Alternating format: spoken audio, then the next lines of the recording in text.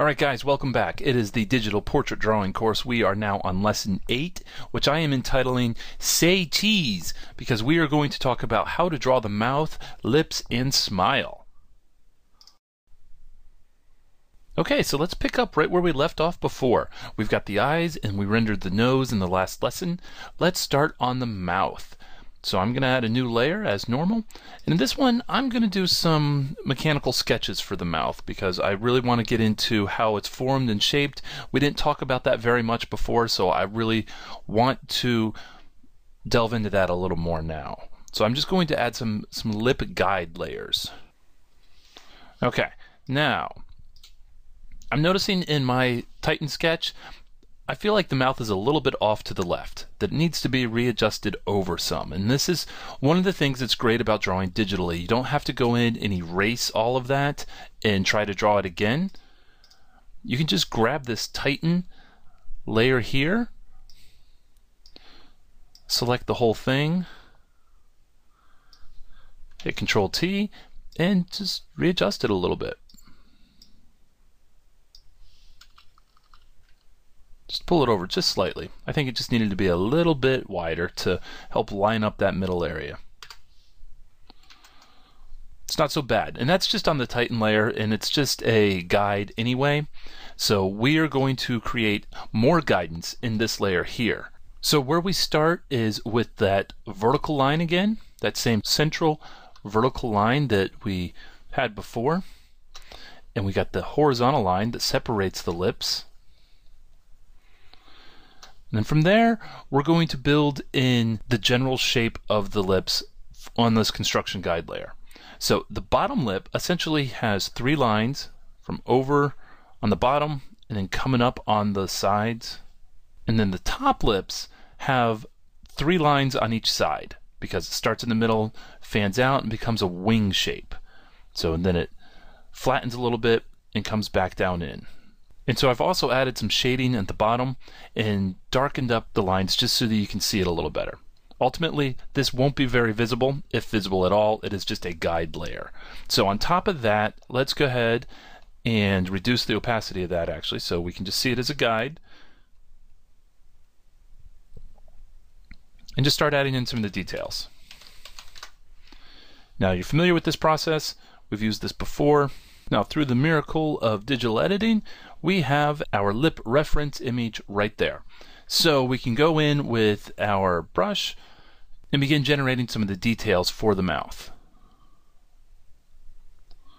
Okay, now of particular notice is the creases in the lips. If you look closely, you can see the hairline folds within the lips. This is what allows the mouth to expand when during a smile or an open mouth or speaking or anything. It's these little creases here in the skin that keeps the lips from splitting whenever they get stretched, and sort of lets them comfortably stretch open.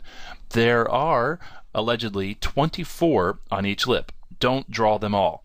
Just indicate as many of them as you can that still looks decent without it looking like zebra stripes. So you just want very faint lines to indicate those creases, but they are unique to the lips and they are there. They will catch specular highlights, especially if there's a good gloss on the lips with like a lipstick. So especially with women, you want to capture those as well as you can. The men's tends to look a lot smoother, but they're really not. It's just they don't have the gloss on their lips that women tend to frequently. Okay, also the top sides of the lips here, those are another one of those disappearing line tricks, like what we discussed with the eye up here, how these bottom corners of the eye need to be barely even drawn, if at all. The same is true of the tops of the lips right in here. Now, I don't really have those captured on my lip detail layer at all. Those are right now, you can see on the guide layer, which is going to disappear anyway. Alright, and it's on my sketch and shade layers. So what I'll need to do is go into like that Titan layer and begin deleting some of those. Pulling those out. I'm using the eraser tool to remove those top parts of the lines there. Okay, the same is true on the shading and the shading copy layers. You want to pull out the top areas of those lips because now we want to use the shading of the lips to indicate those forms. So I'm going to go ahead and do that now by adding a lip shading layer. Grab my trusty 2B pencil, reduce opacity to 40, and begin adding some shading to this. Now there will be a shadow underneath the lip here. There's a cast shadow from the top of the lip, from the top lip onto the bottom. Generally the bottom lip is separated into about 4 quarters to add the form to it. So the front 2 quarters, like the front half here, generally have the same type of shading. The left quarter over here is going to have more light to it, so there's not going to be as much shading there. But the corner over here, this is going to have more over here because it's in the shadow of that light source.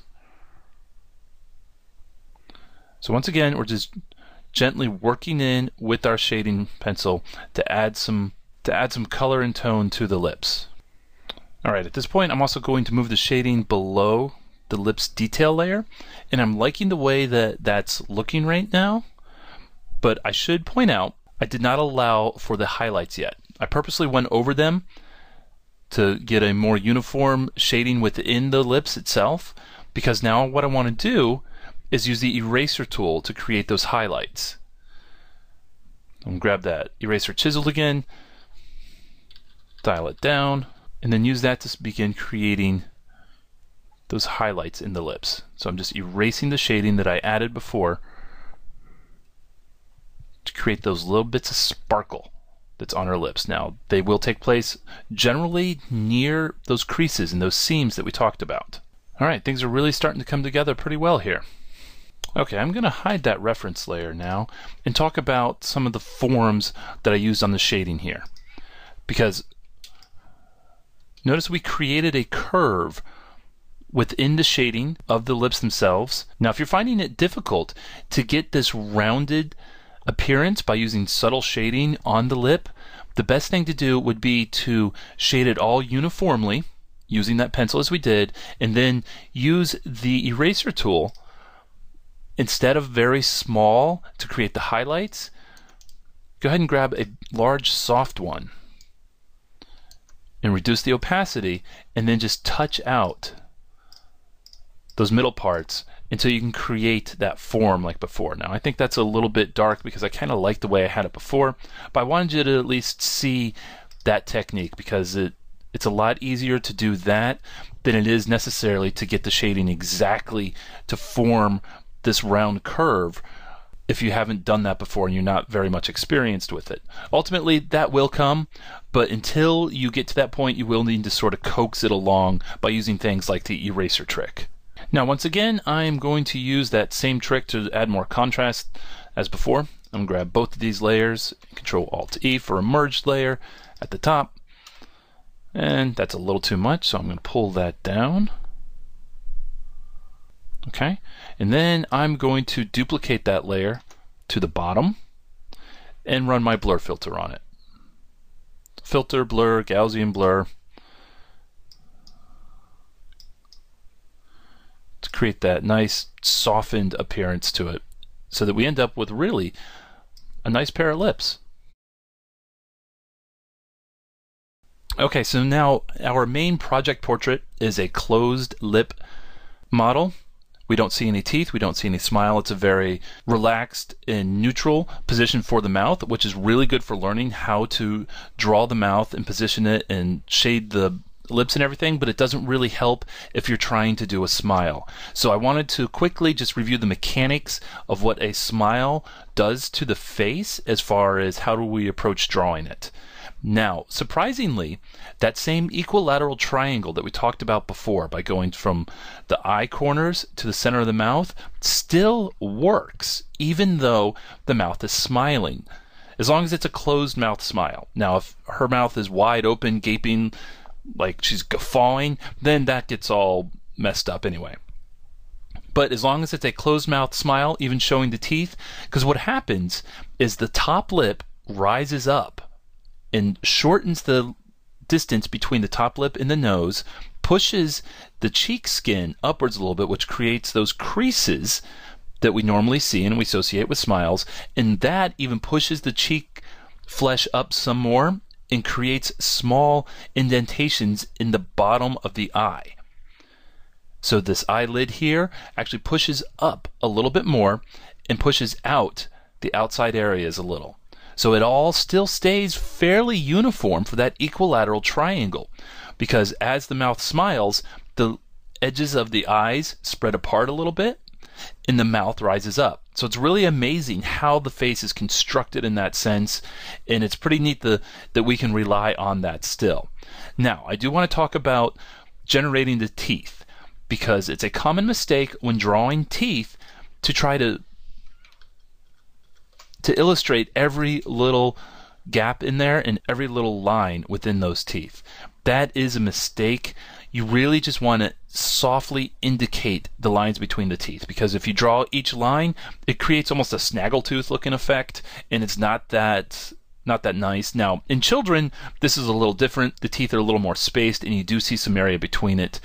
But the lines between the teeth in an adult, especially a woman, you want it to be another one of those disappearing type lines that we talked about with the top edges of the mouth and on the eyes, where that line is indicated more than it's illustrated. All right, so here's just a quick run through of sketching this mouth, of drawing this mouth. Notice where the major shadows are. It's on that far side and on the corners. Now the teeth themselves, they do have some shading. You want them to be mostly white. Again, these lines should be more indicated and drawn lightly, more so than they're drawn heavily. There will be some shading on the teeth. So the front teeth should be the brightest, and the middle to bottom portion of that is the brightest area there. There will be some slight shading along the top because of the natural coloring, dare I say yellowing of the teeth, also the shadow from the lip. And as we come towards the back of the mouths, it's the same thing. There's a natural shadow that's cast from the lip above it, and the light's not generally falling on those back corners.